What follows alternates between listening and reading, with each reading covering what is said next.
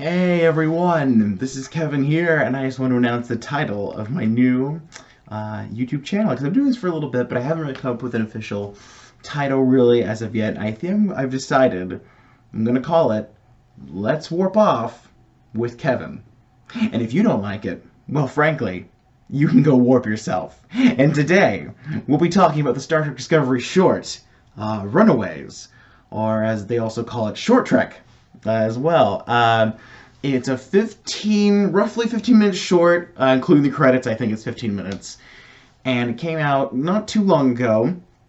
And these are little tidbit shorts that CBS is doing to keep the fans of Star Trek Discovery, like myself and others, tied, just little samples here and there till season 2 comes out.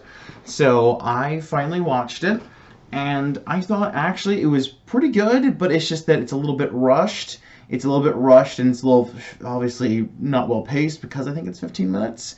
I think the time constraint sort of hurts it a little bit, but that aside, I think it's a really great character study, and I really love Mary Wiseman to death as Tilly. I thought she did a wonderful, great job, and essentially, so in the episode, just going over the whole thing, this one takes place in the timeline 8 months after season 1, and it's kind of showing its routine day-to-day stuff on the ship, and they're unloading kind of all this cargo on board, and I think this is actually during the 5th shift on the Discovery, which I kind of like that a little bit.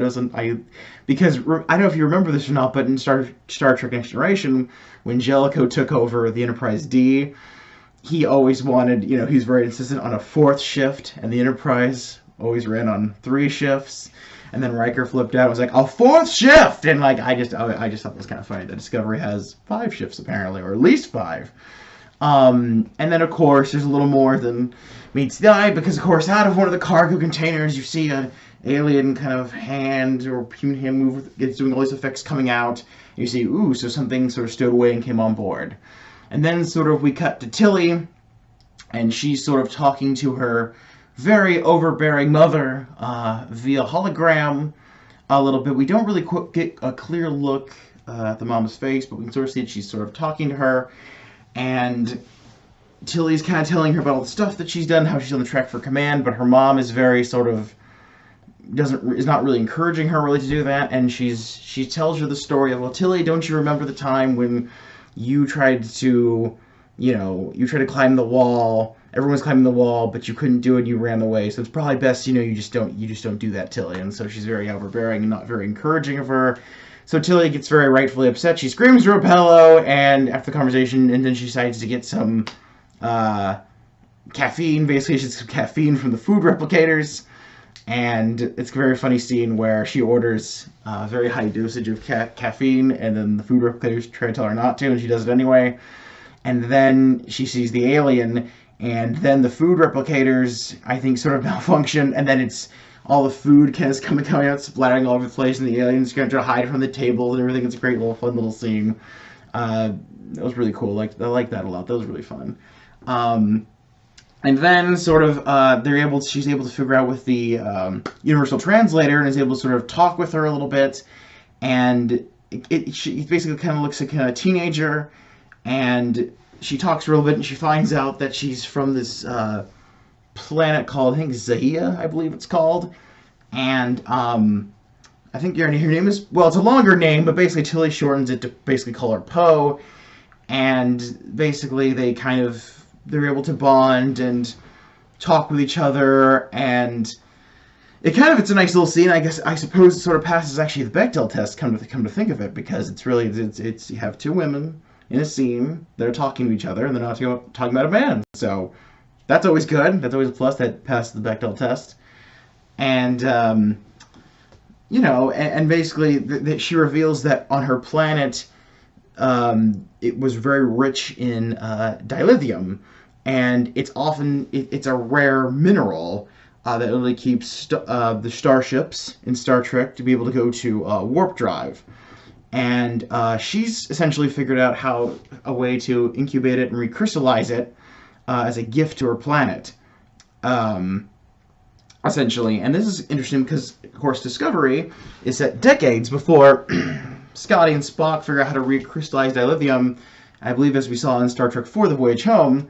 So Tilly is actually very surprised by this, and as they talk and converse, we see them learning lessons of empathy, leadership, and sort of responsibility, and and she even sort of, I think, comes to understand her mother a bit more as they're kind of both talking. And then we sort of get this kind of maybe allegorical environmental message, an ethical dilemma about sort of the cost of progress. And, there's also this theme about following your heart and accepting how things have to grow, evolve, and change. And it's very familiar and very Star Trek, which, I love. It's great, but it is a bit crammed into this 3-minute scene. It's a great 3-minute scene, but it feels very crammed. I wish this episode actually was 45 minutes instead of, 15. And then, of course, since they're able to talk out and work through everything out, it's time for sort of Poe to leave, and then, right, she's about to beam her sort of back sort of to her planet, and then right before she beams her back, she reveals that she's actually about to become queen, and it's a very little nice, I didn't see that coming. It's like, ooh, little nice small twist there. And yeah, so nice they kind of bond, and they talk about maybe keeping in touch. So maybe this isn't the last we've seen of this new alien race. And then also before before Tilly sends her off on her way on the transporter, Poe gives Tilly a dilithium crystal as a nice little souvenir. So again, it's a little rushed, but the clock is ticking, and she has coronation to go to, and this is, after all, short treks, not Star Trek. But yeah, I mean, it's a nice little fun little thing as it was. Again, nice little, I think, potential character growth for Tilly, which I really appreciated. Again, it's just very short, and pacing feels very rushed, so it does unfortunately hurt it a bit. But there are some definitely great things about it, and again, I really did like it. And I definitely will be waiting for the next one, which will be coming out in November. So again, I'm very looking forward to that. So yeah, definitely check it out and watch it if you can. Again, it's nice if you really need a little tidbit or something for Discovery Season 2 to hold you over a little bit. So, all right, everyone. Well, this has been great. And again, I will see you all again later. So, till next time. Bye.